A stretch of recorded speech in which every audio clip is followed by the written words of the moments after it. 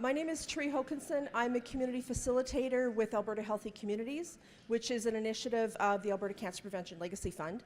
And it's my pleasure to introduce speakers for this session, which is our community showcase about changing the way people move.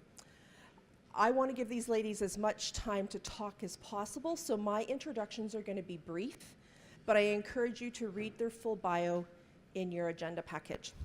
So first is Jennifer Wilson. She works for Strathcona County in the Recreation and Parks Department. She is passionate about community health and wellness and enjoys all outdoor sports, especially cross-country skiing while there's enough snow, and I think, Jennifer, you're probably good for a little while now. She also writes a weekly article for the local Sherwood Park newspaper encouraging mindful living. Please welcome Jennifer, who's going to share with us first.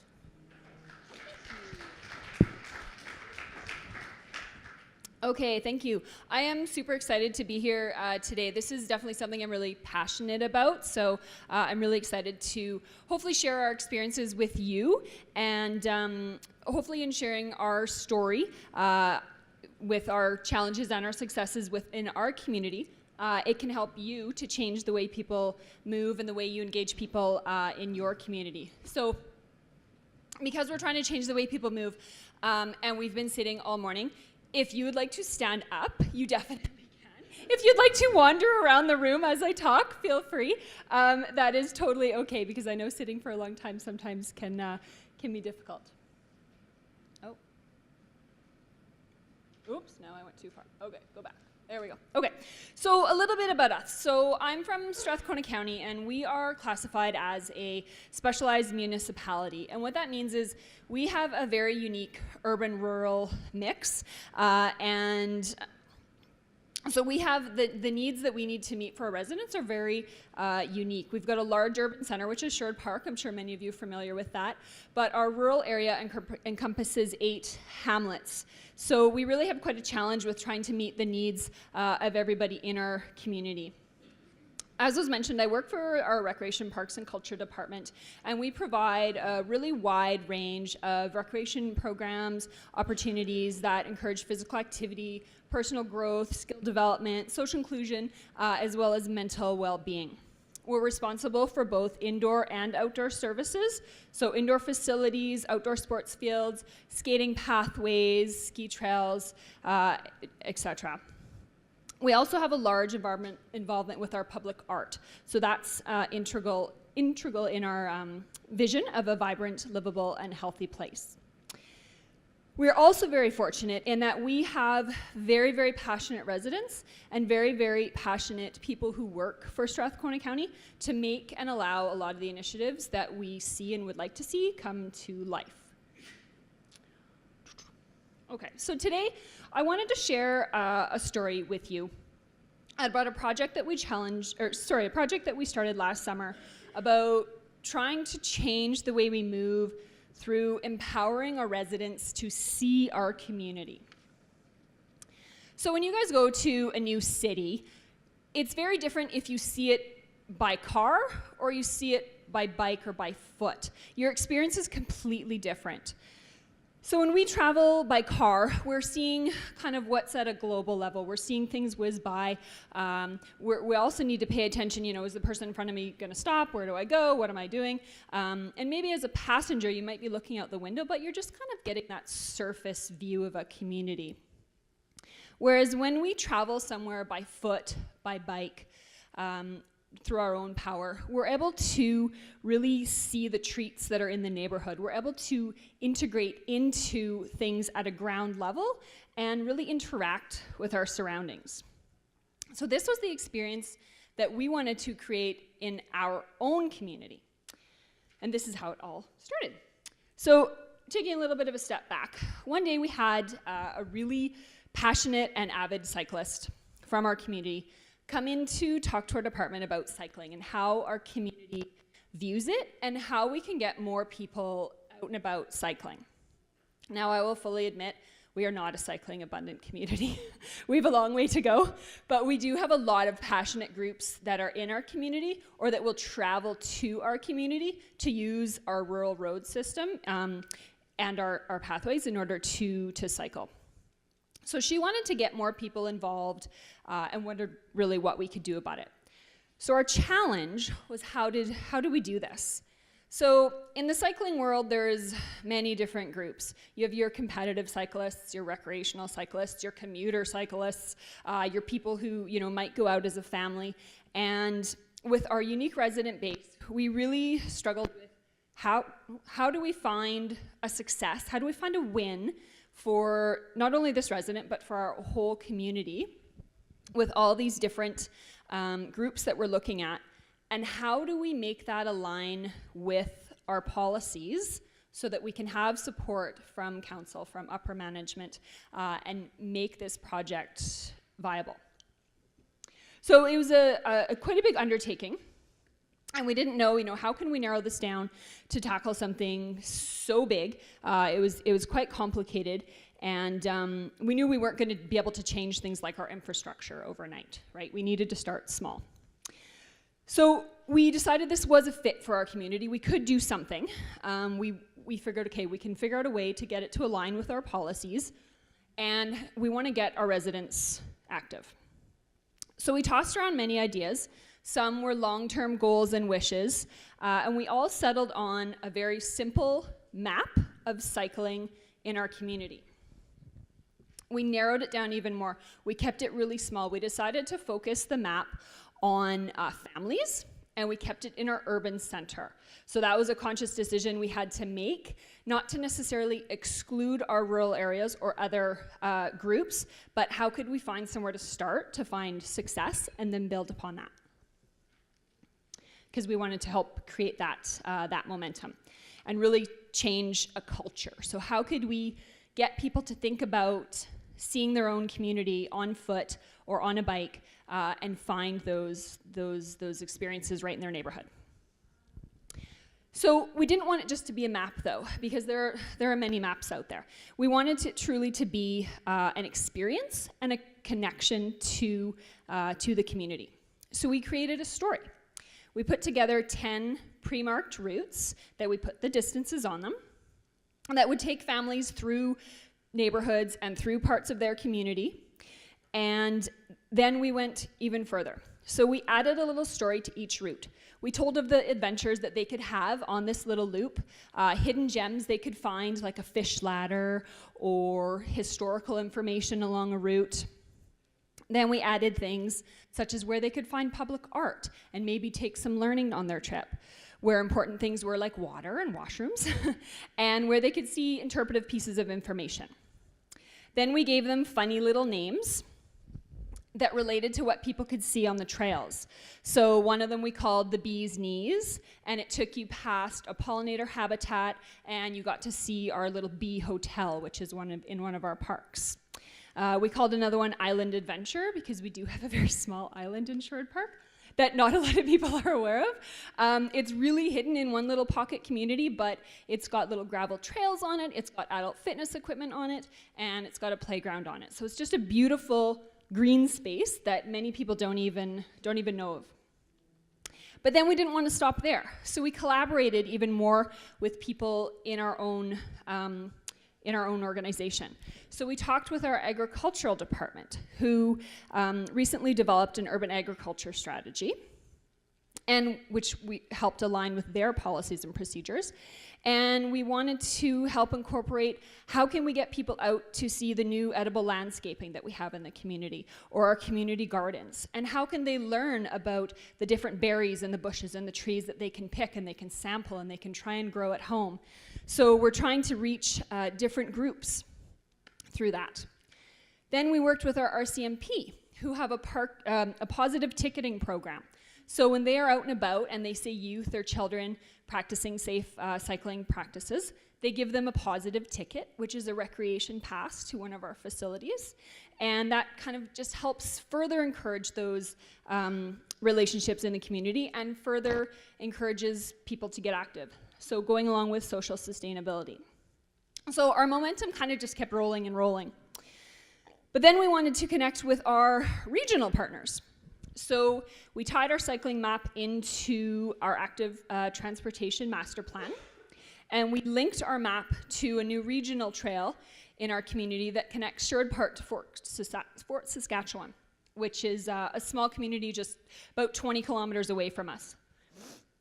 So this trail connects people all along the river valley by foot or by bicycle, and kind of just further encourages that movement of getting into a little bit different group again, so those commuter cyclists and recreational cyclists. So all of this regional work helped support our municipal development plan, our transportation master plan, our trails strategy, and it linked to the River Valley Alliance plan because of our linking with the Trans-Canada Trail. We had a small connection with the Trans-Canada Trail there too. So not only were we helping our community, but we made a strong and conscious effort to really tie what we were doing to not only our own department policies, but our municipal policies and other department policies, so that it really was supported from upper management as well. So for us, what started as a tiny seed, a tiny request from one of our residents, connecting with passionate people that are in the community and that work with us, became an experience that was supported by multiple policies, bringing together multiple departments and members of our community to help support the way that we move. So where every community is going to get, I think we're doing questions at the end. Okay, yes. So where every community gets their ideas is going to be completely different. So what may be successful in my community may not be successful in your community, because it's dependent on your resident base, on what you can do, and that's really important to realize. So our cycling map was just one example of how we tried to change the way people move, and hopefully we'll continue to try to change the way people move through their foot or through cycling. And we wouldn't have potentially done this if it wasn't for that one resident, that one person coming in to share their story and their passion with us and say, hey, like, what can we do about this? So we really wanted to ensure that we could hear more of those stories. Because as we all know, sometimes the most valuable pieces of evaluation or information we can get is from people. It's truly from listening to stories and having those conversations with people about what their experience is and what they want to see. So we formed a Recreation and Culture Strategy Advisory Committee, and it's composed of a really broad and diverse group of residents that include our youth as well. So it's not just adult-based, we actually have youth that sit on this board as well. And they provide strategic direction to our steering committee for our recreation and culture strategy, which is a very fluid strategy, but it's going to help to shape recreation and culture in our community for the next 12 years. So this morning we heard about the Act, React, Adapt, and that's really what this strategy is all about. So that's one way that we can ensure we hear those stories and get some success. But we also know there's projects that don't sometimes fall right in alignment with everything you have in place. Even if you have the best policies in place, sometimes projects slip through the cracks, or there's a community group that would like to do something. So for this, we also have our partnerships project policy, which was basically developed to help community residents or community groups find success in projects that they would like to do through partnerships in our community that Strathcona County itself may not be able to fund or to do all on its own. And some examples that we've had for this is we were able to build some pickleball courts for a group that wanted just pickleball specific courts that wasn't allocated in our plans. And we also were able to get a playground for a high school that was converted to a middle school, so grade 5 to 8, that obviously needed a playground, but there wasn't one there before.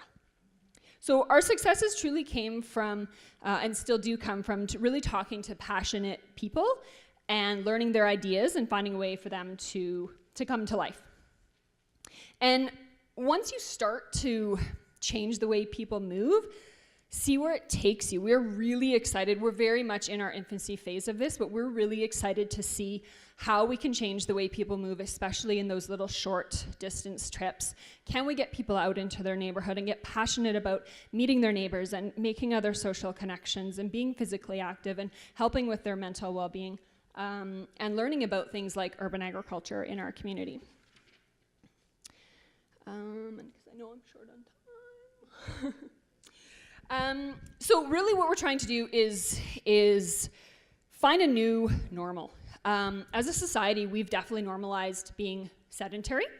And what used to be normal, whereas we had movement all day, our parents, grandparents, great-grandparents would walk, horseback, cycle, public transportation to work or to wherever they needed to go. That's no longer normal for us. So the challenge that we face, all of you and us as groups or as municipalities, is how can we really shift that baseline back to what used to be normal, where movement was incorporated into everyday activities, and how can we create it so that it's easy, so that it's fun, and that it's just simple for people to do. So my challenge to you guys is, how can you reimagine a new normal? What would that look like in your community? How can you combine it to policies or procedures that can definitely help support whatever your project is? And how can we try to change a culture? Because that's really what we're trying to do. Thank you.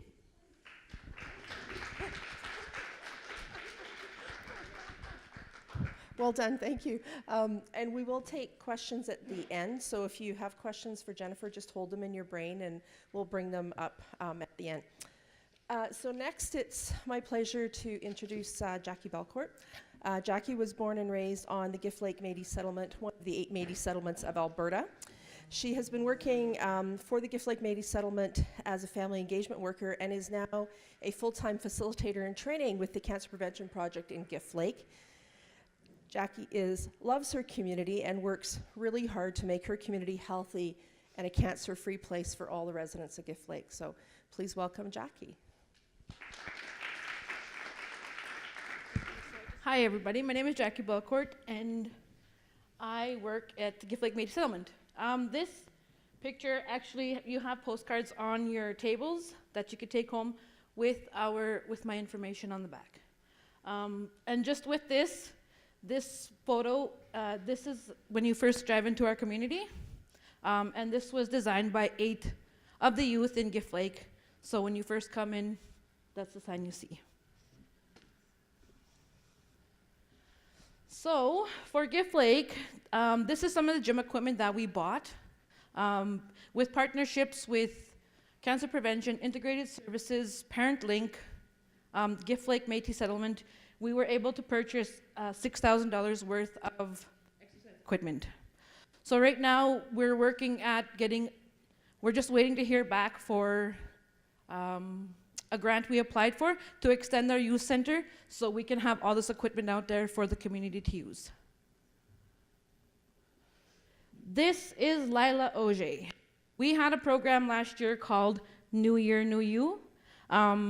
It was a weight loss program that we did with 19 participants in our community. This is her before photo, and this is her after. She did not actually win the contest, but she worked hard, and she's actually still working hard now. We have a community, First Nations community, like literally just down the road. It's like 10 minutes away from us, and that's where she works at the gym there. So here's the before and after photo. Mine's all over. No smoking within 5 meters of the door. This is a big, huge thing for me back home in my community, especially at our admin building and the building that we work at, where I work at. When staff see me coming, they know that they shouldn't be near the door. I'm a smoker myself, so I do smoke away from the door, but it is a really big thing for me. For people who don't smoke and smoke's coming in the door and they're coughing or allergic or something, but when they see me coming, they know that they should not be by the door. We have in our community the screening test mobile mammogram unit that comes every year. Last year we had it September 25th and 26th, and we had 33 women sign up for 55 spots at this time. This year, when we did this in September, we didn't have actually been able to do the PAP because we didn't have the nurses to do it, but we did the mammograms. And they come every year, they park in front of our hall, and you see this big truck parked there. Next is our cultural camp. With physical activity, I think healthy eating.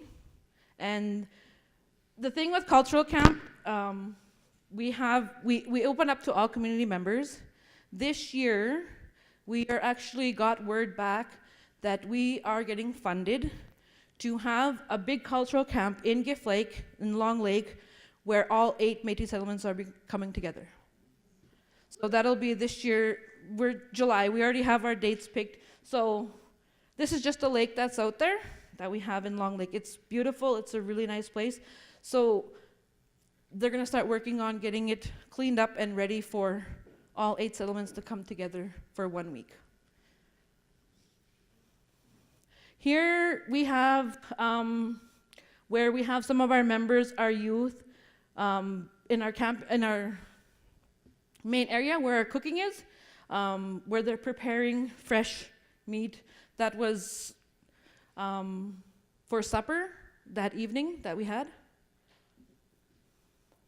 This is our main camping area. This is the area where all our food gets prepared. This is where everybody comes to eat. It's kind of hard to explain, but it's a really big area, so you got to walk a ways to get to main camp. So I'm sure it'll be different this year. Main camp will be pushed closer to where everybody can come, especially with having that many communities together in one place. This is, I don't know how to say it in Cree. This is our smoke hut. And this is where they prepared the fresh meat that they cut up with our fish, where they smoked it. And we have this little building that's located in Long Lake, it stays there. Here, our community walkway. This is one of our biggest things we have in Gift Lake for physical activity. So here in this picture on this side is closer to the main admin building. And this shelter, we are building 6 of these onto our walkway, which runs almost 10 kilometers long. It's kind of split up into 3 areas. This is the beginning of where it starts, the original piece of our walkway. It came together as we had a member and her son biking on the road before it was paved, where it was a dirt road, and they were hit and killed. So community members came together and they started this a group called People for Community, where people worked, volunteered, fundraised to build the walkway. So on this picture is all the people that bought a block or a square that they kind of own on the walkway. And those are all the names of the people that donated for the walkway project. These are other parts of it, and these pictures are the original part of it. We have another piece that goes, it says 6 kilometers, but it's really not. It's almost 5 kilometers. It's not a full 6 kilometers. But this is the original, so this one goes from where the family lived, with the mother and son lived, all the way to our admin building. This is Gladys Anderson, AKA Booba. She was one of our elders. She passed away last year. Yeah, last year. She was diagnosed with cancer, and that's what she passed away from, was cancer. She was very active in the community for everything. The first year we did, actually when I did come on for cancer prevention, we did the community garden. She was always at the garden by herself, weeding it by herself, and unfortunately we lost her to cancer. And we do have, I know we have two more people in our community that just got diagnosed with cancer. So for me, I want to stop that from happening for our members. And I know it's a lot to do with physical activity and eating healthy. So, like, just like losing her was huge for our community, because she was the Head Start cookum. She was everywhere for everything that Gift Lake had, to every event, every meeting, everywhere. She was there. And it really hit our community with her. So for myself, I want this to stop. It needs to stop. So let's get people out there. Let's get them physically active. So with the walkways being put up, we're building 6 on the 10 kilometer. And that is going to promote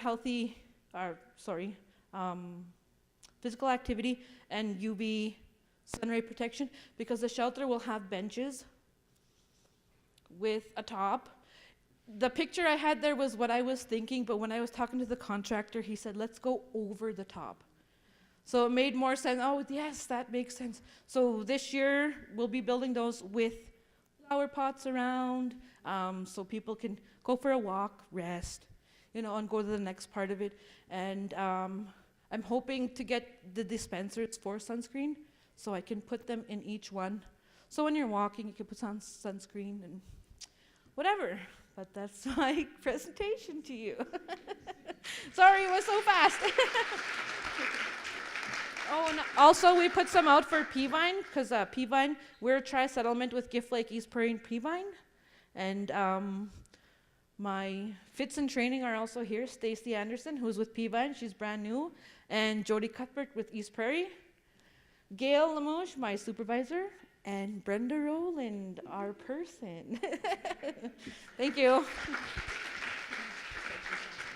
Thank you. Questions? My question is for Strathcona County. You had that one passionate person that came in and wanted certain things, and then you guys took it to meet different policies. And so what's her feedback on how you guys took? Good question. Yeah. Thank you. Good question. We had her continually involved through the process. So we went through a lot of versions of our map, like our tangible product, I guess, if you want to call it that. And she was involved all along the way. So we would throw ideas at her, see what she would think. She would bring them back to her groups of cycling. We went through many versions of this map. We distributed it out to all different types of cycling groups and families and people in the community. And she did the same. She would take a whole bunch of just trial drafts and bring them out to her group, and we would take all that feedback back. Because, of course, as you know, when you're building or planning something, even as like myself, I'm a very avid and passionate cyclist, but even the people who are doing the project, you often miss little things that, this is important and this is important and this. So that was really important to us to keep her involved in the process. Yeah.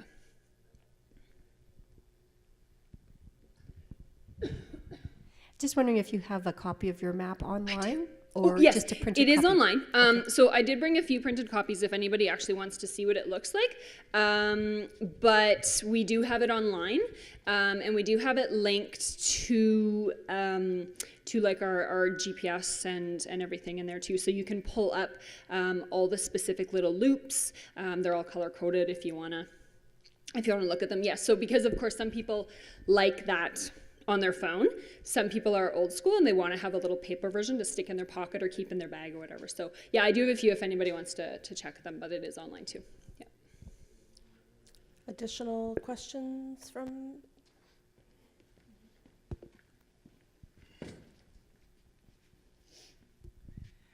Also a question for Strathcona County, actually. Just, I share your passion actually in cycling, and I was trying to do some work in my own community, actually working mostly on the bike commuting corridors.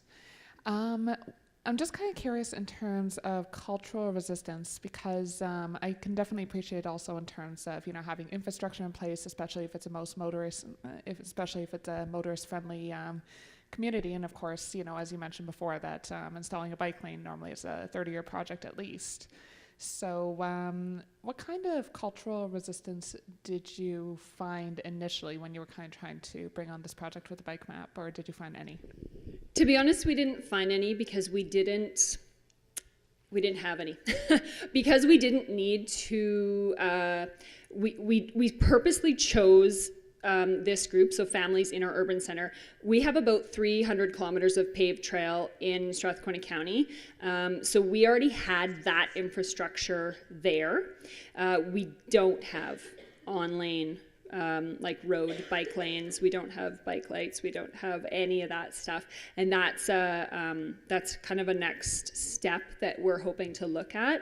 But there definitely is resistance. So we have, in our rural areas, the drivers and the cyclists often do not get along. Even in our own departments, it's really hard to get the planning department to think, okay, let's put in a bike lane, or let's start thinking, commuting, because all that stuff really it's kind of new for our community. So we haven't put ourselves in a position to get that resistance, but we're hoping to get there, and then hoping to change that. Yeah. Yeah, and that actually brings up my second question, which is education around safety for motors versus cyclists, like, rights and that type of thing. Do you have anything in terms of either partnering up with local police services or anything like that, where you're delivering education sessions for bike safety? I know you mentioned a positive ticketing campaign, which I really liked. Yeah, so the positive ticketing campaign has been really successful, but again, it's more pathway based. Right now, we don't, and it's sad to say, but we don't have signs on the road saying share the road or driver education. It's a bridge we haven't quite crossed yet. We know we'd like to get there, like I said, but we're not there yet, unfortunately. This was our very bottom step in many steps, but yeah, that piece, especially for those different groups, so the groups who are out recreationally or competitively, it doesn't exist right now. I wish it did, but it doesn't. Oh, sure, here we go. Actually, I had a question for Jackie. The gathering that's going to be happening in July, is that open to Métis folks that aren't part of the 8 settlements? That I don't know. I'm looking at Gail, I'm saying that. Okay. Well, I can find out for you for sure, and then you can, okay. I can let you know for sure. Yeah. I think it's really exciting, so, I mean, the more people we have, probably the better. But yeah, for sure, I can let you know if it is. Okay, I'll give you my card. Yeah, for sure. Thank you. Yeah.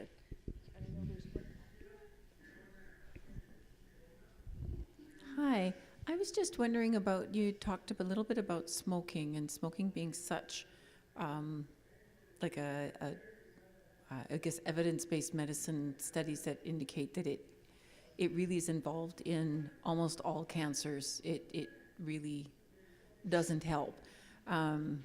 A friend of mine passed away from something that could have been prevented, but she was a heavy smoker, and it certainly interfered with that. My cousin has dealt with that. I'm just wondering if that in your community, other than having people smoke away from the doors, if there is a coordinated effort to try to help people make a healthy choice of not smoking. Twice a year, like, we have our own nurses in our community. They usually have a health fair twice a year, and actually the health fair is next week, Thursday, where they bring in a dietitian and they bring in the cancer mobile van, and they always have somebody there with the kits for quitting smoking and promoting that there also.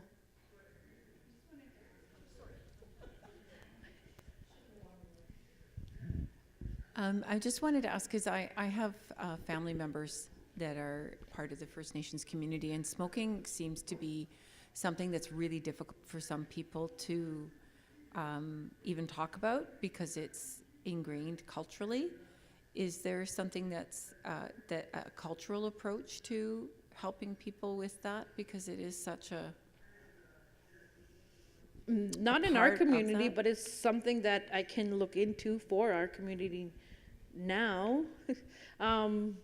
We do actually, a lot of our staff does smoke. Like, there's 4 of us on our side, and there's 3 of us that smoke out of the 4 of us. So it's something we can totally look into for, like, when we have our health fair, the health fair consists of, like, last year we had 50 people there, 50 different tables in every different area, like immunization. We had the nurse there, foot care, just like we had everybody there, but it is something that we can totally look into for our community. Yeah.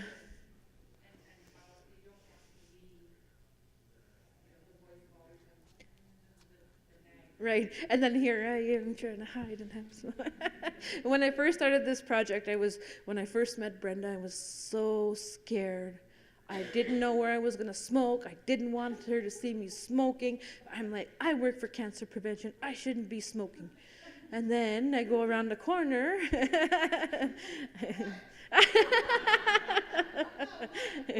And I had Brenda's smoking. So I felt better after that. We'll quit one day. We'll quit one day. It is complicated. You know what? The biggest thing about tobacco, and really you're talking more First Nations than Métis. And Jackie's Métis. I'm Métis. We're Métis. So it isn't as complicated for us as it is for the First Nations, because depending. If you actually if you walk a traditional path, then smoking is more complicated than not smoking, because we use tobacco for ceremony. So there's appropriate use of tobacco and inappropriate use of tobacco. Inappropriate, of course, is smoking, right? So when we smudge, when we do sweats, when we're in the healing process, tobacco is one of our medicines, right? Even our Métis people, it is one of our medicines, right? And it is a healing medicine, and it opens the door to healing, right? So it is complicated, and I can only speak for myself. I know that really it's a coping strategy, and when you think about, I don't like to use the whole trauma thing, but when it comes to being informed, if you understand trauma and you understand stress, all the other things that are connected to that, sometimes smoking is your buddy, and you just can't cope without it. Whether it's a good thing, if something good happened, you want to celebrate with your buddy. If it's a bad thing that happened, you want to, some comfort from your buddy or with your buddy. But there's many of us, like Gail, who was chronic smoker and was able to she made a decision. But it takes time to walk through that in your life, and other things have to heal too, right? So it is very complicated. It's not an easy thing to stop. It's complicated, it's complex, and it's systemic, because the tobacco companies want us to smoke. They don't want us to quit. Where are they going to get their money from? So it gets bigger and bigger and bigger. The more you talk about it, the more you think about it, it's more than complex. Yeah. Thanks, Brenda. One last question, and then I will wrap up. The question's actually for Jackie. I think the trail is a really great asset in your community, and obviously it's important for people's safety when they're being active. I was just curious if you guys do any tracking of the users on the trail, or if you try to activate the space so more people want to use it, and attract different age groups or different types of users, whether they're cyclists or people who are walking for leisure. Well, for sure, our main goal this year is to get the quads off of it.